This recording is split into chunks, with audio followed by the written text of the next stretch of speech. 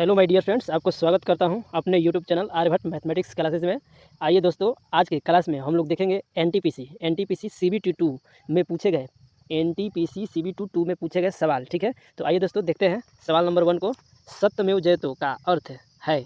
Option आपको दिया है, ऑप्शन 1 में आपको दिया है सत्य की ही जीत होती है। ऑप्शन बी में आपको है true faith is rare. Option C देख रहे होंगे truth is divine. Option D देखिए दोस्तों ट्रूथ इज ए ट्रेजर। तो इसका सही आंसर हो जाएगा दोस्तों। आइए इसका सही आंसर देखते हैं। तो इसका सही आंसर हो जाएगा ऑप्शन नंबर ए, सत्य की ही जीत होती है। ठीक है, तो ऑप्शन नंबर 1 सही है। ठीक है दोस्तों, चलिए नेक्स्ट क्वेश्चन को देखते हैं हम लोग। नेक्स्ट क्वेश्चन में दिया है बौद्ध धर्म में तीन रत्न का अर्थ है। तो आइए दोस्तों, ऑप्शन 1 में दिया है त्रिपिटक। ऑप्शन 2 में दिया है बुद्ध धम्म संघ। ऑप्शन 3 सत्य अहिंसा करुणा। ऑप्शन 4 में देख रहे होंगे दोस्तों शैल समाधि संघ। तो आइए दोस्तों इसका सही आंसर देखते हैं। तो इसका सही आंसर हो जाएगा ऑप्शन नंबर 2 बुद्ध धम्म संघ। ठीक है दोस्तों, आइए नेक्स्ट क्वेश्चन को देखते हैं हम लोग। नेक्स्ट क्वेश्चन में दिया हुआ है चंद्रगुप्त द्वितीय ने खाली स्थान दिया है मैं गुजरात में गुप्त साम्राज्य का विस्तार किया था। तो आइए दोस्तों इसमें क्वेश्चन में बताना है कि चंद्रगुप्त द्वितीय ने गुजरात में गुप्त साम्राज्य का ठीक है विस्तार कब किया था। तो आइए दोस्तों इसका सही आंसर हम लोग देखते हैं। तो इसका सही आंसर देखिए, इसका सही आंसर हो जाएगा ऑप्शन 1 390 में। ठीक है, यानी कहने का मतलब है चंद्रगुप्त द्वितीय ने गुजरात में गुप्त साम्राज्य का विस्तार 390 ईस्वी में किया था। चलिए आइए दोस्तों नेक्स्ट क्वेश्चन देखते हैं हम लोग। राष्ट्रकूट का शाही प्रतीक क्या था। तो इस क्वेश्चन में देखना है राष्ट्रकूट का शाही प्रतीक क्या था। तो देखिए ऑप्शन 1 में दिया है बाघ। ऑप्शन 2 में हाथी। ऑप्शन 3 में शेर। ऑप्शन 4 में दिया है सुनहरा बाज। तो आइए दोस्तों इस क्वेश्चन का हम लोग आंसर देखते हैं। तो इसका राष्ट्रकूट का शाही प्रतीक क्या था। तो इसका सही आंसर हो जाएगा सुनहरा बाज। तो दोस्तों चलिए नेक्स्ट क्वेश्चन को हम लोग देखते हैं। सिंधु घाटी सभ्यता की सबसे महत्वपूर्ण विशेषता थी।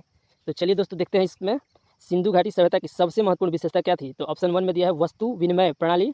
ऑप्शन बी में दिया स्थानीय परिवहन प्रणाली। ऑप्शन सी ईंटों से बनी इमारतें। और ऑप्शन डी में प्रशासनिक प्रणाली।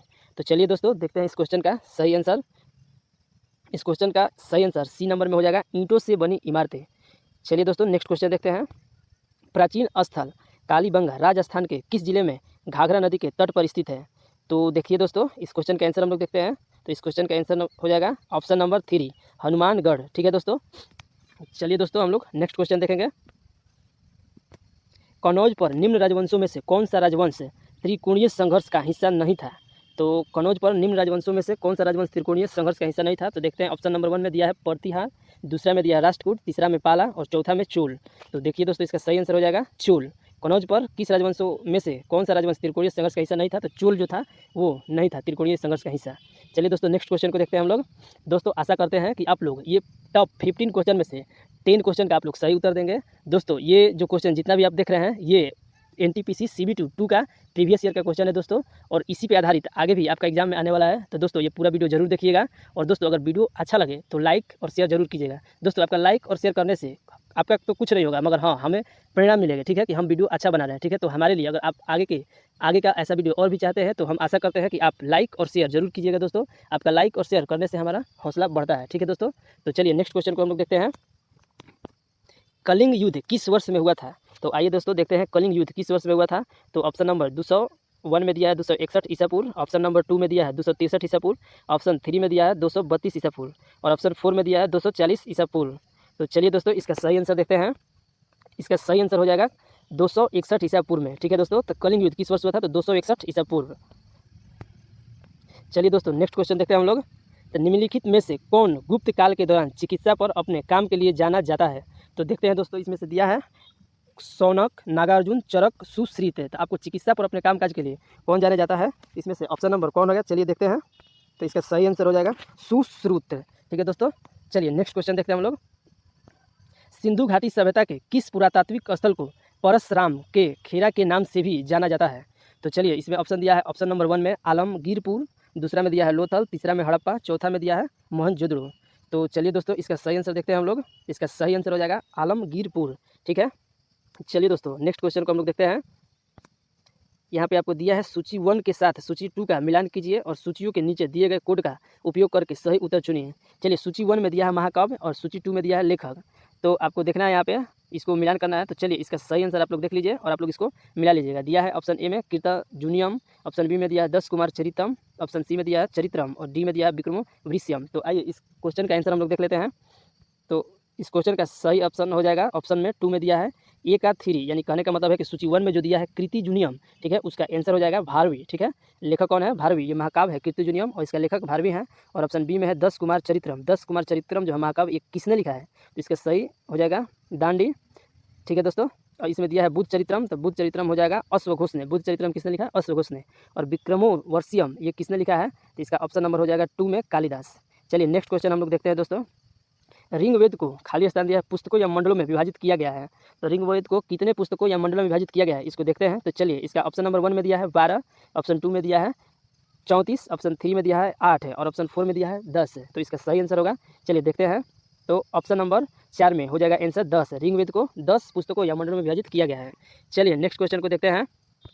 मेहरगढ़ एक नवपसाण बस्ती पाकिस्तान के खाली स्थान दिया प्रांत में स्थित है। तो आपको ऑप्शन देखना है। ऑप्शन नंबर 1 में खैबर पख्तूनख्वा, ऑप्शन 2 में दिया है बलूचिस्तान, ऑप्शन 3 में दिया है सिंध, ऑप्शन 4 में दिया है पंजाब। तो चलिए दोस्तों आपको सही आंसर की ओर ले चलते हैं। तो ऑप्शन देखिएगा आप लोग, तो ये हो जाएगा बलूचिस्तान। क्वेश्चन था मेहरगढ़ एक नवपसाण बस्ती पाकिस्तान के किस प्रांत में स्थित है? तो बलूचिस्तान में। चलिए दोस्तों आशा करते हैं कि आप लोग कम से कम 10 क्वेश्चन इसमें से आप लोग टच कीजिएगा। ठीक है, अगर आप लोग 10 क्वेश्चन भी अगर नहीं कर पा रहे दोस्तों, तो हम आपको उम्मीद करते हैं कि हमारा इस चैनल से आप लोग डेली टॉप 15 क्वेश्चन हम डालने वाले हैं। ठीक है, तो आप लोग डेली देखिए और इसको कोशिश कीजिए, ठीक है, कि कम से कम 10 प्लस हो। ठीक है, तो चलिए नेक्स्ट क्वेश्चन को हम लोग देखते हैं। कुजला कड़फिसेस किस वंश का राजा था? कह रहा है क्वेश्चन में कुजला कड़फिसेस किस वंश का राजा था? तो ऑप्शन 1 में दिया है कुरुश वंश, ऑप्शन 2 में दिया है चंद्र वंश, ऑप्शन 3 कुषाण वंश और ऑप्शन 4 में दिया है अलिकार वंश। तो चलिए इसका सही आंसर हम लोग देखते हैं। तो इसका सही आंसर हो जाएगा कुषाण वंश। कुजला कड़फिसेस किस वंश का राजा था? तो कुषाण वंश का राजा था। चलिए नेक्स्ट क्वेश्चन को देखते हैं। तो निम्नलिखित में से कौन सही ढंग से मेल नहीं खाता है? तो देखना है दोस्तों, यहाँ पे दिया है ऑप्शन अशोक स्तंभ और बगल में दिया राजधानी। ठीक है दोस्तों, तो यहाँ पे देखना है कि कौन सारनाथ, 4 शेर और रामपुरवा, साढ़, संकीसा घोड़ा और लौरिया नंदगढ़ सिंह। तो इसमें देखना है कौन मेल नहीं खाता है। तो चलिए देखते हैं हम लोग। तो इसका सही आंसर हो जाएगा 3 नंबर में संकीसा। संकीसा की राजधानी घोड़ा जो है ये सही नहीं है। तो चलिए दोस्तों आपको ये टॉप 15 क्वेश्चन कैसा लगा आप लोग कमेंट करके जरूर बताइएगा। और हाँ दोस्तों, हम इसका चाहिएगा तो और सोल्यूशन भी आपको बढ़िया से पूरा क्वेश्चन का हम आपको इसी वीडियो में हम डाल सकते हैं। हाँ, इसके लिए आप लोग को कम से कम कमेंट करना पड़ेगा। ठीक है, कि हाँ हमको डालना चाहिए या नहीं, या आप लोग को ऐसा ही सिर्फ टॉप 15 क्वेश्चन ही चाहिए, ये आप लोग जरूर बताइएगा। चलिए दोस्तों आज का वीडियो देखने के लिए धन्यवाद। और दोस्तों अगर ऐसा वीडियो आप देखना चाहते हैं तो हम कहेंगे कि चैनल को सब्सक्राइब जरूर कीजिएगा।